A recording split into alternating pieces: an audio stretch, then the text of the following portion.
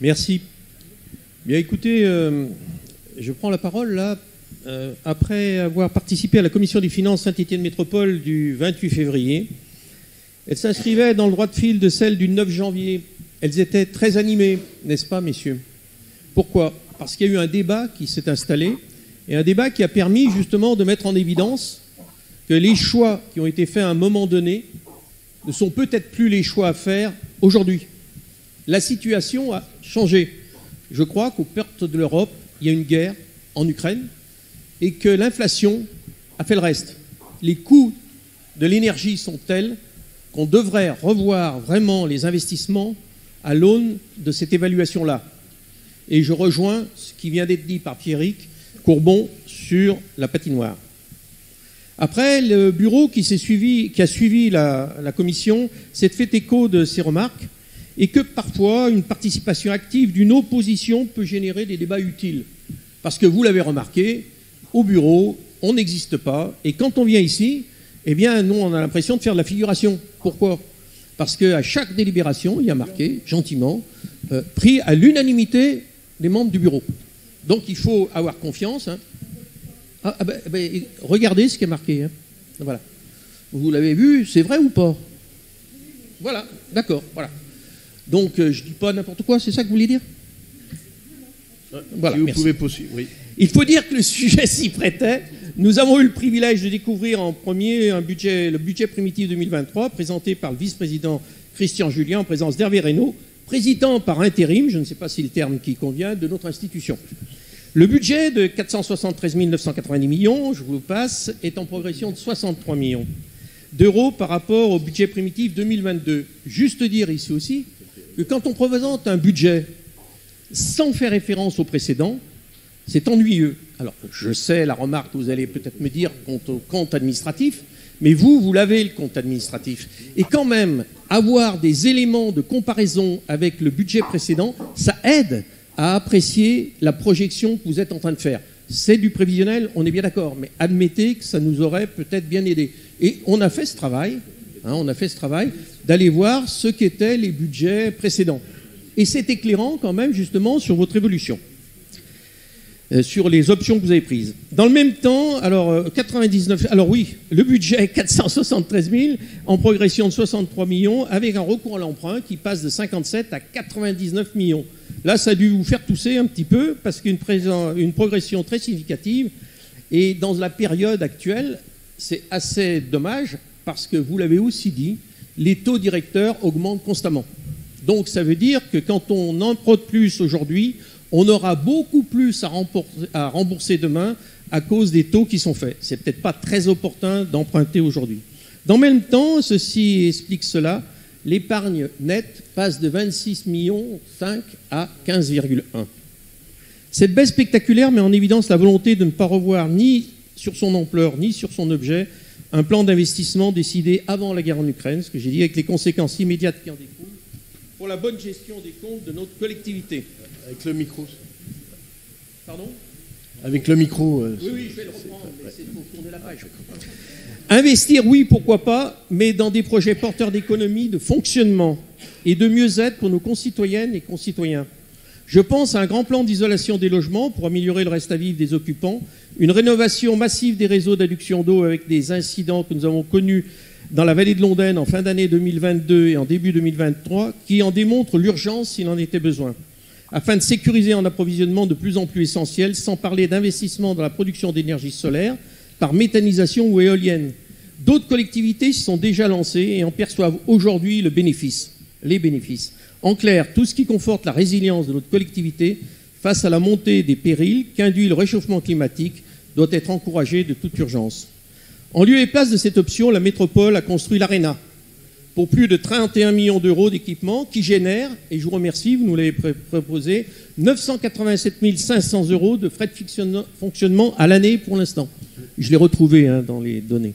Il a fallu insister en commission auprès de messieurs Julien et Reynaud pour disposer de l'information, mais ils l'ont donnée, car jusque-là, elle n'avait pas été portée à notre connaissance. J'en profite pour pointer du doigt le projet de patinoire, estimé à plus de 26 millions, excusez-moi, Pierrick Courbon, dont nous voudrions aussi connaître les coûts de fonctionnement, parce que quand même, partout ailleurs, Vous l'avez dit, là, mais partout ailleurs, eh ben, il n'était pas porté ici, hein, le frais de fonctionnement. On s'inquiète avant d'investir de savoir ce que ça va coûter. Il a fallu, voilà, j'en profite pour citer, voilà, sans parler de l'investissement massif de plus de 45 millions destiné au projet immobilier de la Cité 2025, aussi programmé à Saint-Étienne. Si le produit fiscal des ménages et des entreprises n'avait pas progressé de 15 607 000, eh bien nous aurions plus d'épargne nette à constater, ce qui, du point de vue d'une saine gestion, est pour le moins désolant. On le voit bien, le pacte fiscal de 2021, qui sous-tendait un plan pluriannuel d'investissement de prestige, n'a pas résisté à l'inflation et à la hausse démesurée des prix de l'énergie. Il n'est rendu possible malgré tout que par un recours massif à l'emprunt dont les coûts ne cessent de progresser. Ce budget, dans ces conditions, passe à côté de l'essentiel, à savoir se préparer à devoir faire face à l'impact désastreux décrit dans le dernier rapport du GIEC présenté lundi. De toute évidence, l'exécutif de la métropole n'a pas pris la mesure des défis à relever. Et pourtant, la réalité nous rattrape. Le niveau très bas de nos réserves d'eau, malgré les quelques séquences pluvieuses que nous venons de connaître, doit nous alarmer. Dans ce contexte, l'élaboration et la mise en œuvre d'un plan alimentaire territorial ambitieux, innovant et respectueux de l'environnement doit devenir une extrême priorité. Il pourrait être le moyen d'assurer une cohérence à nos politiques d'aménagement et d'équipement de notre collectivité. Ceci étant, je relève, page 17 du rapport, une phrase que je veux mettre en exergue. Comme chaque année, chaque activité, chaque politique publique fait l'objet d'un travail en profondeur qui conduit à s'interroger sur leur utilité, leur maintien, leur évolution et leur coût. Cette analyse, pourrions-nous la partager avec vous? La mise en place d'une évaluation des politiques publiques, car c'est de cela dont il pourrait s'agir, nous la demandons de tous nos voeux depuis le début de la mandature. Elle suppose des objectifs définis et des indicateurs qualitatifs et quantitatifs pour en assurer le suivi. Si c'est le cas, comme le laisse supposer cette phrase, pourquoi ne pas le porter à notre connaissance? Je réitère aussi une autre demande, celle de voir adopter une nouvelle manière de compter. La mutualisation des services financiers de Saint-Étienne Métropole avec ceux de la ville de Saint-Étienne devrait faciliter la chose. À la demande des écologistes, une démarche allant dans ce sens, avec l'aide d'un prestataire, Ecaire Environnement, a été lancée en début d'année 2022. Cela permettrait de prendre en compte l'ensemble des éléments nécessaires pour éclairer toute prise de décision, à savoir son impact financier, bien sûr, mais aussi environnemental et humain. Il ne faut pas que nous nous privions de ces nouveaux outils comptables en pleine émergence. La revue Horizon Public, dans son numéro 26, mars-avril 2022, y consacre un dossier complet. On est très en retard. Vous l'aurez compris, les écologistes ne voteront pas ce budget. Or, seuls, bien trop loin des réalités qui, hélas, se font jour. Nous n'avons cessé de vous alerter sur les prévisions des experts du GIEC.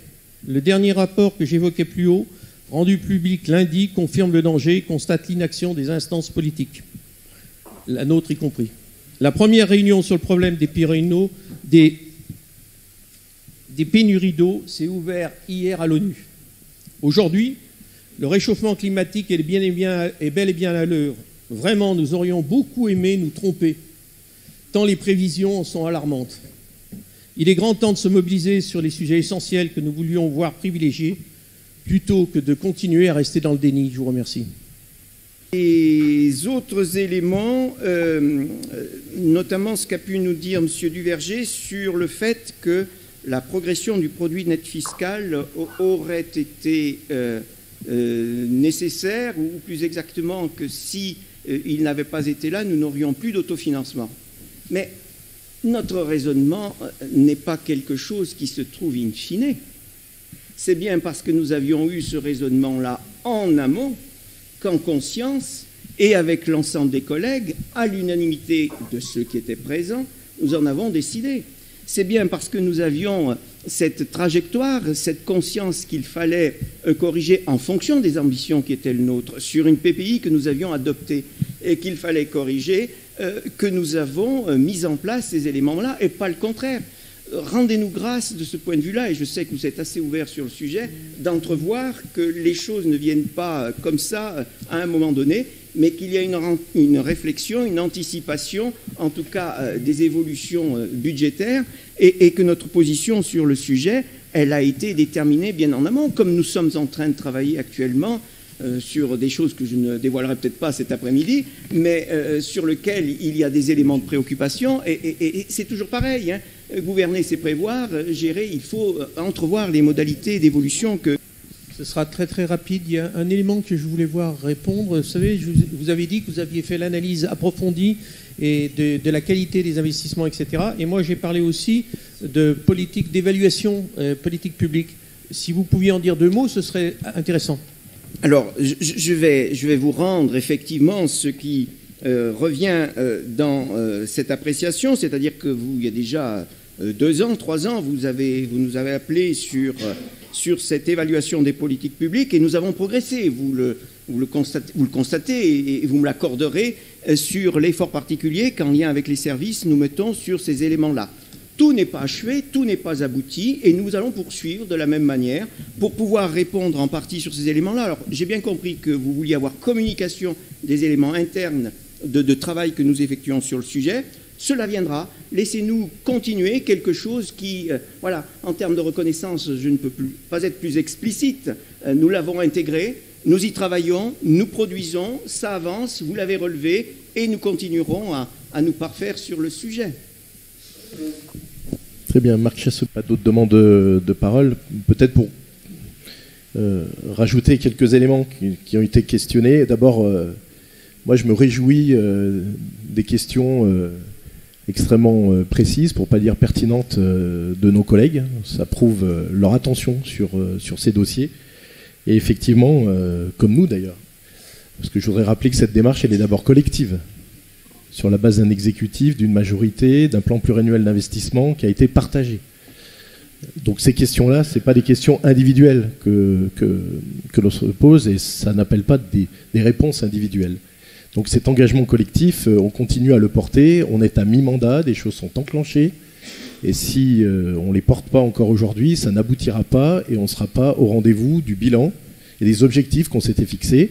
Je rappellerai tout de même qu'on a révisé un pacte financier et fiscal pour se donner les moyens de nos ambitions. Donc aujourd'hui, c'est bien pour réaliser un certain nombre d'investissements sur lesquels on s'était positionné. Moi, sur les aspects de budget, c'est quelque chose effectivement que Christian porte, mais le budget vert, c'est quelque chose qui est expérimenté à la ville de Saint-Étienne.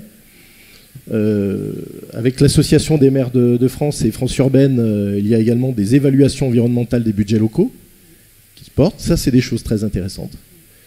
Et je pense qu'on pourrait valoriser beaucoup de choses. Alors, j'ai moi aussi quelqu'un à ma droite et à ma gauche, mais on pourrait peut-être valoriser beaucoup plus d'éléments qui sont portés par la délégation de Sylvie et que parfois on banalise ou qu'on occulte un petit peu trop parce que sa délégation est très transversale et dans de nombreux domaines, on voit qu'en matière développement durable et environnemental, on est particulièrement bien positionné ici à la métropole stéphanoise. Donc ces échanges-là, on peut les prolonger et essayer de voir dans quelle mesure on peut justement avoir ces éléments-là.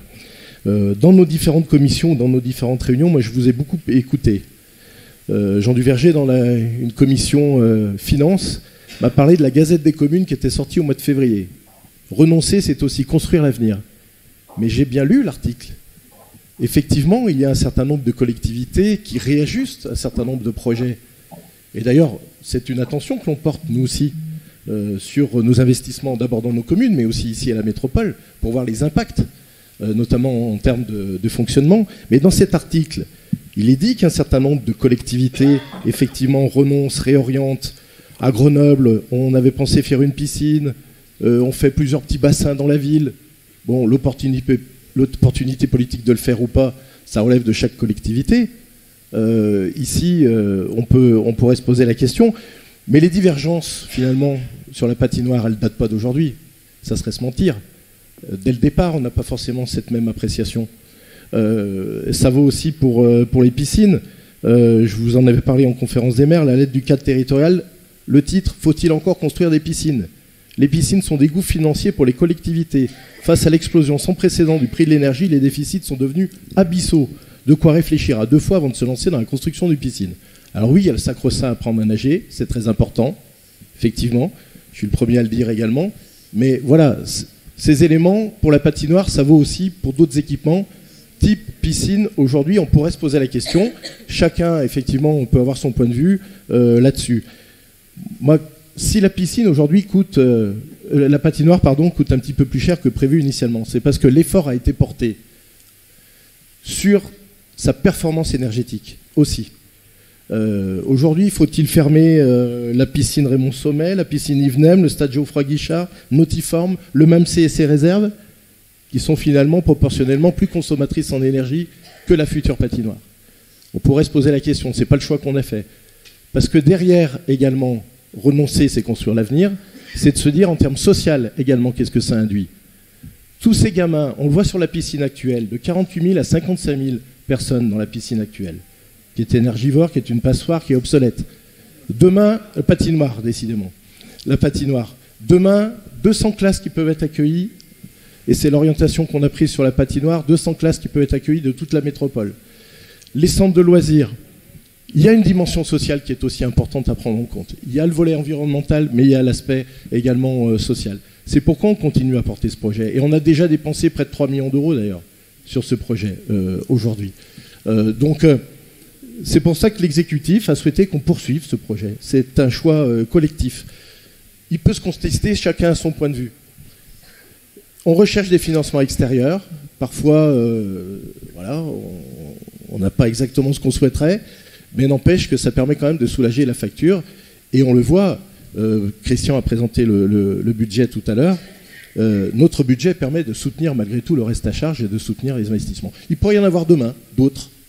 Effectivement, on est à mi-mandat. Pourquoi pas se projeter sur un futur mandat avec aujourd'hui des études qui pourraient être portées. Moi, j'entends ici ou là un certain nombre de projets qui peuvent être très intéressants. Mais encore faut-il effectivement qu'on le valide collectivement. Moi, je suis désolé de voir que depuis de nombreuses années, on nous sollicite pour un vélodrome et on n'apporte pas de réponse à ces personnes-là. Quand vous avez en face de vous Dominique Garde, qui a quand même fait souvent le Tour de France, Gilles Mas, un certain nombre de personnes qui sont très compétentes, c'est pas normal qu'on les balade entre différentes collectivités en leur disant « bon, on ne sait pas ». On dit oui, on dit non, après on avance. Moi, je pense que ça mériterait de lancer peut-être à la métropole, sans que l'équipement devienne forcément métropolitain, on peut travailler avec le département, avec d'autres institutions, que demain, eh bien, on lance des études sérieuses de faisabilité pour un tel équipement. On avait parlé d'un vélodrome qui pouvait également comporter des pistes d'athlétisme. Pourquoi pas? Et si on est une terre également d'athlétisme? Il y aura des travaux sur Méon, en plus, bientôt. Peut-être 1 million d'euros. On pourrait se poser ces questions-là pour se projeter sur les années futures, sur de nouveaux équipements. Parce que la vie, aménager une commune, aménager une métropole, c'est aussi ça. Créer des infrastructures structurantes pour gagner également en attractivité. C'est important. C'est aussi comme ça qu'on avance sur un territoire. Voilà, parce que moi, j'ai pas envie que la métropole stéphanoise, tout ce qu'on en entende, ce sont des imbroglios, ce sont des chicayas. Sur une autre édition de la Gazette des communes, recrutement, quand la mauvaise réputation fait fuir les candidats, on parle de qui de Saint-Étienne? La métropole. Et bien en cela, voilà, j'ai envie qu'on surmonte ça. On surmonte ça avec des équipements qui sont tout à fait attractifs. Donc là, on s'était engagé là-dessus, on peut avoir des divergences de vues, on continue à aller au bout, et projetons-nous demain, par contre, sur des choix pertinents d'équipements qui sont à la fois utiles et avec une dimension environnementale. Et cette patinoire, elle intègre bel et bien les aspects sociaux et les aspects environnementaux, et elle sera sans doute la patinoire la moins énergivore de ce que peut être une patinoire. Voilà, sans être dans l'idéologie.